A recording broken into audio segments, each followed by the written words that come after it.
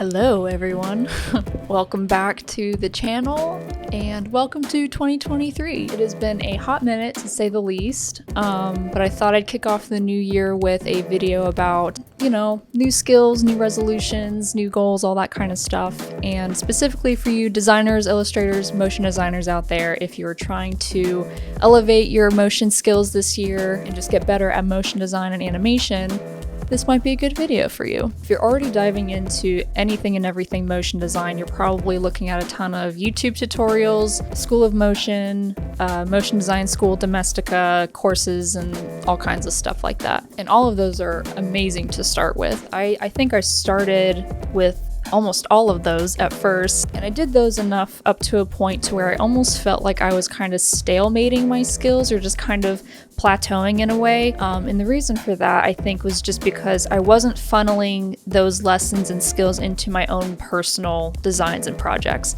And I know that's kind of like a duh, like obviously you need to do that if you're going to be a motion designer and to have your own designs and concepts and stuff like that. And I know learning comes with time, especially with motion design and the amount of hours you already have to put into it.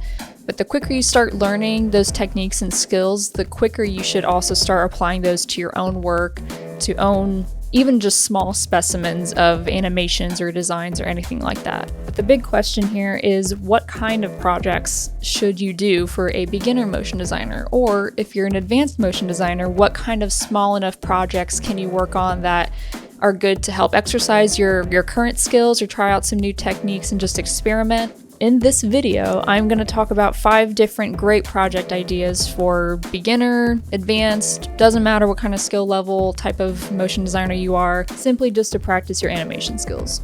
Number 1, typography. This is a pretty obvious one, but even the most simplest of typography can be animated a million different ways and it'd be super, super cool. You just gotta experiment with it.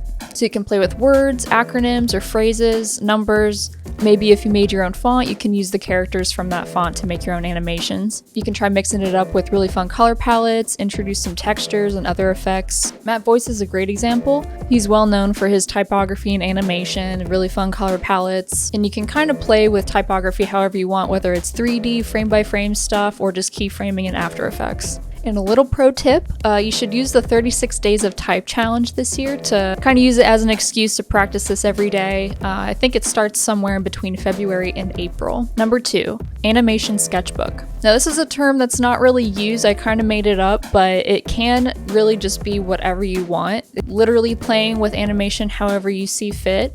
Think of it kind of as a collection of just moving illustrations. They can all be totally random or themed. You can show multiple on one page. And I think the best part about this idea is seeing your progression over time and seeing your animation skills get better. So something fun could be illustrating badge designs or logos, little objects from your daily life, maybe picking a singular color palette to kind of unify all of it together, and maybe introduce something new to your animations every time. But I think an animation sketchbook is a really fun idea to keep it super, super minimal, super bare bones, not have to have a whole project fleshed out and trying to tackle all by yourself. Basically just moving doodles and using any new motion techniques to any like little illustration that you might do. Number 3, motion poster. So this might be more of a graphically designed approach, but you can incorporate photography, typography, and other design elements. And kind of an interesting way to think about it is, what could you do to a static poster to make it look more interesting in motion? If you want to take it a step further, you can think of fun applications in the real world like digital billboards, social media stories, ads, etc. You could design a poster for your favorite band or a sports athlete or a speaker at an upcoming event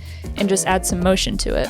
Obviously, there's a ton of ways to go about doing a motion poster, but I think incorporating, different medias and different techniques and stuff could be really interesting. Number 4, recreating a technique. So this one's definitely the outlier of the 5 because it's basically kind of studying another artist's work and trying to kind of emulate that in your own. I think a big thing with this is to give the original artist credit for sure. And it's something that's probably not best to show in your portfolio unless it's totally reimagined. You're just using it as a technique to kind of help facilitate your concept. A good example from me personally, I really loved this half-second shot where it was like moving spray paint frames. And I'm pretty sure they did a lot of their, if not most of the ad, like analog, like manual manually spray painting things, scanning stuff in, paper tears, textures, all that kind of stuff. But I really love this spray paint technique, and I wanted to kind of emulate that on my own. And I did that through Photoshop, and then I kind of fudged some frames around in After Effects to kind of get the effect that I wanted. But it was a little spark of inspiration from that I was like, oh, that's cool. I haven't seen anything like that done.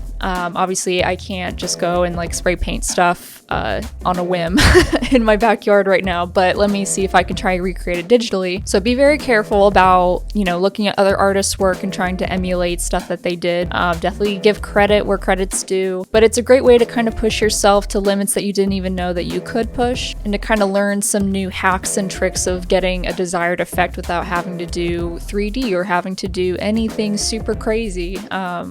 So yeah. Number 5, moving style frames. Now what I mean by moving style frames, a style frame kind of being a singular piece of a larger project, or, you know, storyboard or something like that, and just adding some motion to it. When you kind of break that down and you see like the composition, color palette, you know, how many characters are involved and like what's happening. You can have textures, elements, all kinds of stuff. Now this kind of project might be more time intensive, but it'll be much more impressive when you're done with it. And I can't reiterate this enough, for all of these projects, design comes first. Now I know not all of you might be a designer or an illustrator, but that is even more of an opportunity to collaborate with someone who is. It doesn't have to be anything crazy, but it has to be enough for you to amplify your skills, make your animation skills look really good, and just to get the job done. So I hope these ideas can kind of help you progress your motion skills.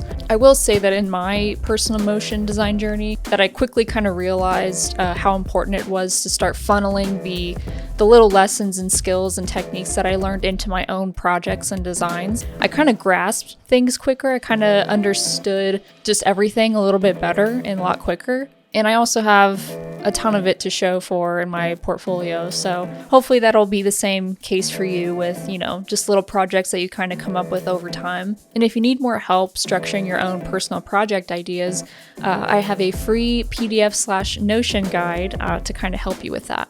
So feel free to download that in the link below. So guys, Happy New Year, and have fun this year becoming a total motion god or goddess. That's all I got for you.